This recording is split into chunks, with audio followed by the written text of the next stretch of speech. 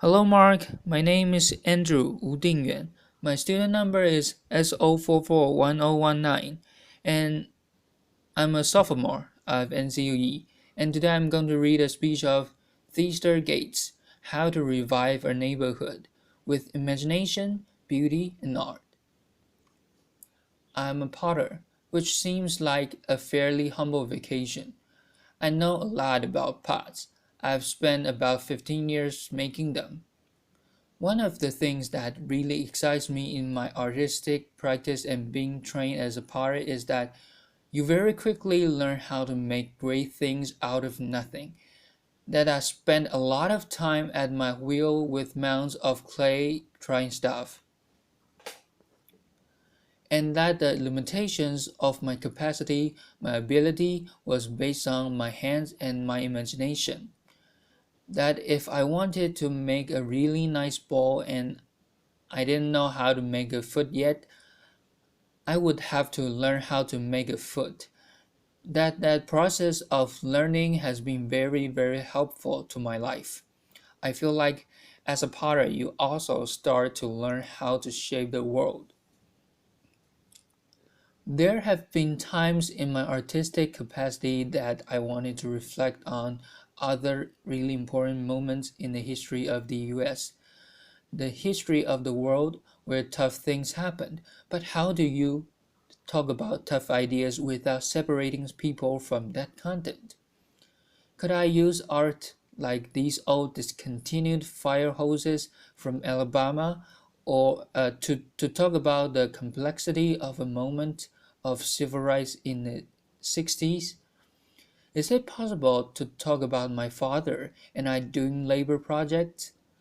My dad was a roofer, construction guy.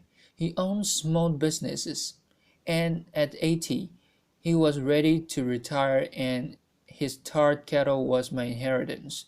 Now, a tar kettle doesn't sound like much of an inheritance. It wasn't. It was stinky and it took up a lot of space in my studio. But I asked my dad if he would be willing to make some art with me.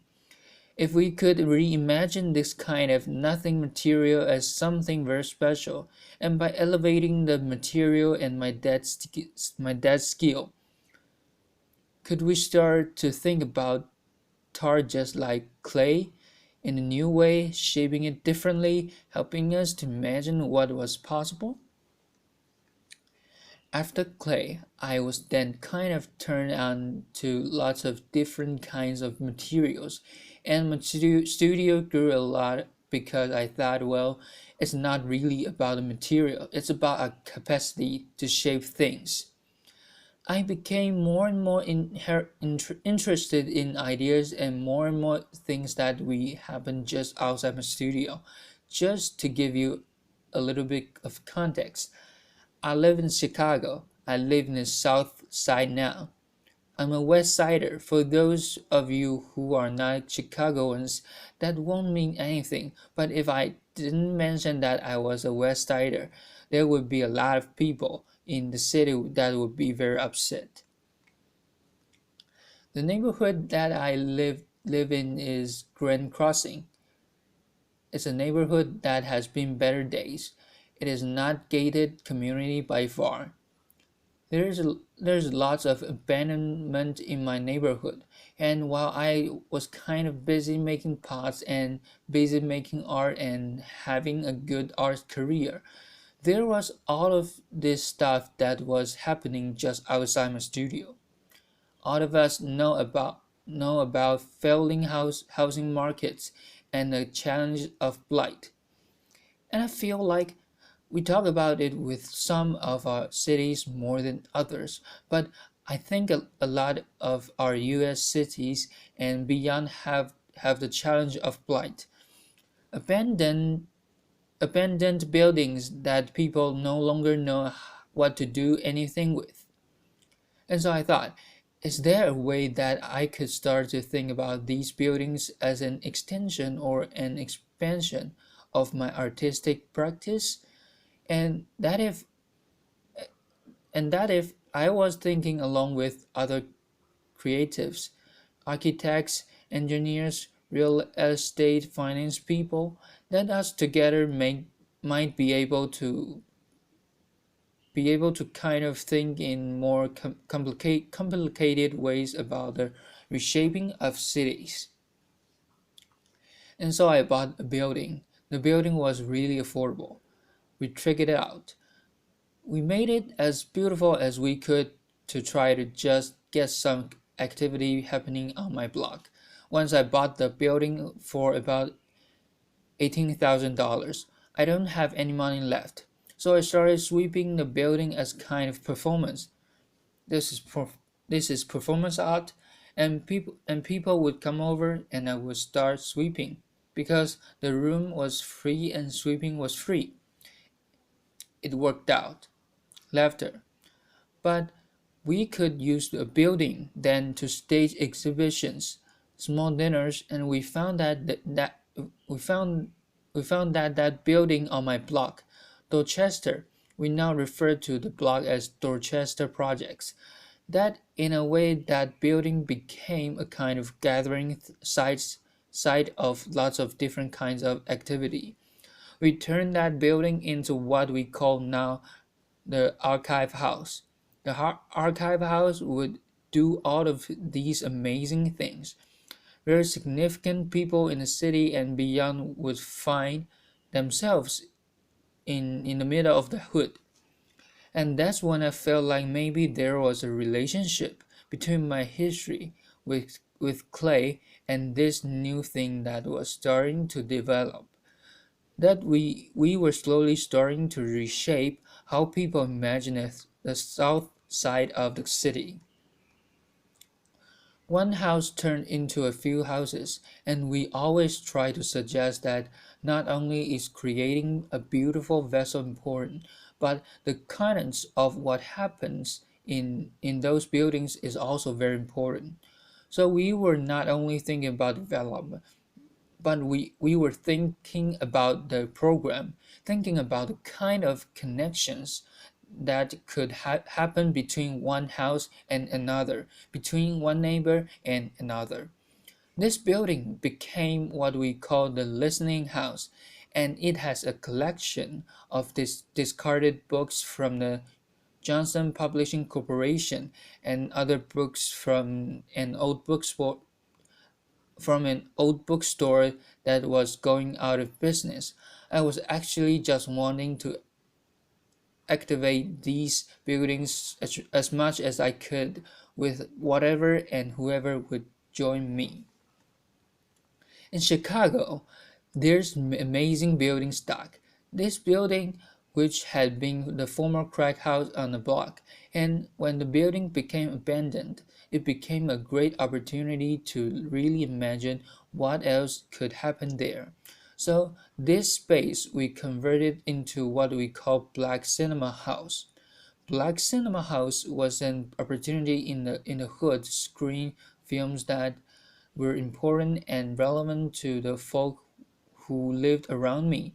That if we wanted to show an old Melvin Van Peebles film, we could. If we wanted to show Car Wash, we could. And that would be awesome. The building we soon outgrew, and we had to move a larger space. Black Cinema House, which was made from just a small piece of clay, and to grow into much larger piece of clay, which is now my studio. What I realized was that for those of you who are zoning junkies, that some of the things that I was doing in these buildings that had been left behind, they were not the uses by which the building were built, and that there are city policies that say, hey, a house that is residential needs to stay residential. But what do you do in neighborhoods when ain't nobody interested in living there? That the people who have the means to leave have already left. What do we do with these abandoned buildings? And so I was trying to wake them up using culture. We found that was so exciting for folk, and people people were so responsive to the work that we had to then find bigger buildings. By the time we found bigger buildings, there was, in part, the resources the resources necessary to think about those things. In this bank that we called the Arts Bank, it was in pretty bad shape. There was about 6 feet of standing water. It was a difficult project to finance because banks weren't interested in the neighborhood, because people weren't interested in the neighborhood, because nothing had happened there. It was dirt. It was nothing. It was nowhere. And Zoe just started imagining what else could happen in this building. Applause. And so now that the rumor of my blog has spread and lots of people are starting to visit, we found that the bank can now be a center of exhibition, archives, music performance, and that there are people who are now interested in being adjacent to those buildings because we brought some heat that we kind of made a fire. One of the archives that we'll have there is this Johnson Publishing Corporation. We've also started to collect memorabilia from American history, from people who live or have lived in that neighborhood. Some of these images are degraded images of black people, kind of histories of very challenging content. And we're better than a neighborhood with young people who are constantly asking themselves about their identity to talk about some of the complexities of race and class. In some ways, the bank represents a hub that we're trying to create a pretty hardcore hardcore node of cultural activity, and that if we could start to make multiple hubs and connect some cool green stuff around there, that the building that we've purchased and rehabbed, which is now around 60 or 70 units, that if we could land miniature Versailles on top of that and connect these buildings by a beautiful green belt. Applause. That, that this place where people never wanted to be would become an important destination for folks from all over the country and world. In some ways, it feels very much like I'm a potter, that we tackle the things that are at our wheel. We try we try with the skill that we have to think about this next ball that I want to make. And it went from a ball to a singular house to a block to a neighborhood to a culture district to thinking about the city. And at every point, there were things that I didn't know that I had to learn. I've never learned so much about zoning law in my life. I never thought I'd have to, but as a result of that, I'm finding that there's not just room for my own artistic practice. There, there's room for a lot of other artistic practices. So people started asking us, well, Theaster, how are you going to do to scale? And what's your sustainability plan? Laughter, applause. And what I found was that I couldn't export myself. That what seemed necessary in cities like Akron, Ohio, and Detroit, Michigan, and Gary, Indiana, is that there are people in those places who already believe in those places, that are already dying to make those places beautiful, and that often those people who are passionate about a place are disconnected from the resources necessary to make cool things happen, or disconnected from a con- conti- contingency of people that could help make things happen. So now we're starting to give advice around the country on how to start with what you got, and how to start with the things that are in front of you, how to make something out of nothing, how to reshape your world at a wheel or at a block or at the scale of the city. Thank you so much. Applause. John Cohen. Thank you. So I think many people watching this will be asking themselves the question you just raised at the end. How can they do this in their own city? You can't export yourself. Give us a few pages out of your playbook about what someone who is inspired about their city can do to take on projects like yours. Theaster gates. One of the things I've found that's really important is giving thought to not just the kind of individual project, like an old house, but what's the relationship between an old house, a local school, a small bo- bodega, and is there some kind of synergy between those things? Can you get can you get those folk talking? I found that in cases where neighborhoods have failed, they still often have a pause. How do you identify the pause in that place? The passionate people, and then how do you get folks who have been fighting, slogging for 20 years, energized about the place that they live, and so someone has to do that work. If I were a traditional developer, I would be talking about buildings alone and then putting a for lease sign in the window. I think i think that you actually have to curate more than that, that there's a way in which you have to be mindful about what are the businesses that I want to grow here, and then are there people who live in this place who want to grow those business with me, because I think it's not just a cultural space or housing. There's been there has to be creation of an economic core. So thinking about those things together feels right. JC, it's hard to get people to create the spark again when people have been slogging for 20 years.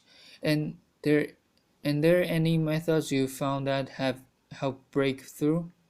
PG. Yeah, I think that now there are lots of examples of folk we are doing amazing work, but those methods are sometimes like when media is constantly saying that only violent things happen in a place, then based on your skill set and the particular context, what are the things that you can do in your neighborhood to think to kind of fight some of that?